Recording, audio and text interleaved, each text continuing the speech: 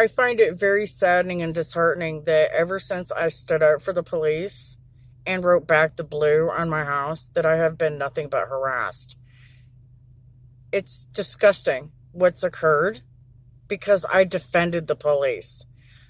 Not just by writing back the blue, All Lives Matters, on my home. That's why they took my daughter, because I did that, because I backed the blue. Let's get that straight now. That's why they got mad, because I back the blue. The other problem I have here is this.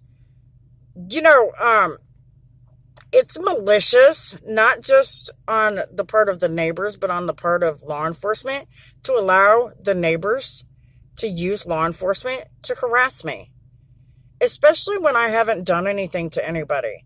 We went over when we first got here and asked the neighbor if we could have access so I could put my RV on my property that I paid for. And he was very nasty to me, which, I blew it off and I said, okay, well, we will find another way. And we did. We turned around and we made a new easement after the police told us that we could. So, because, court's not open, there's no way to get any permits. So then they tell me, oh, we'll be back. The police, they let me know they're going to come back and continue to allow the neighbors to call on me and use them to harass me. That's malicious. It's also abuse of authority. These guys, and it's sad, especially during election time, for these guys to do this. They holler they want a democracy, but that's not very democratic. To allow the neighbors to use the police to harass me. There comes a point where, you guys need to... What you're doing is wrong. When are you going to grow up? And that's real. We're homeless because other people got mad at my political and religious views. We have been harassed, stalked. I've been attacked. My life has been threatened. We've even had the truckers try to block us in to kidnap us. This is no joke. And everybody thinks it's funny. But when it happens to Gretchen Whitmer, they start arresting people. My rapist confessed and laughed about it. He's walking free.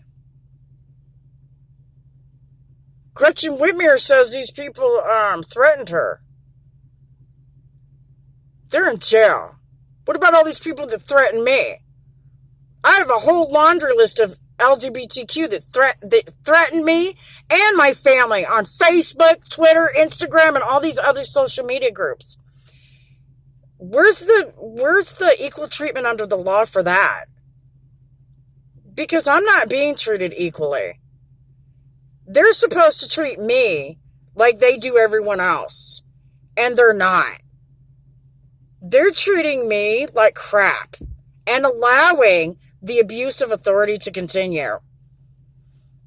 Unfortunately, they're showing me that they're not going to be satisfied until they take everything that I have.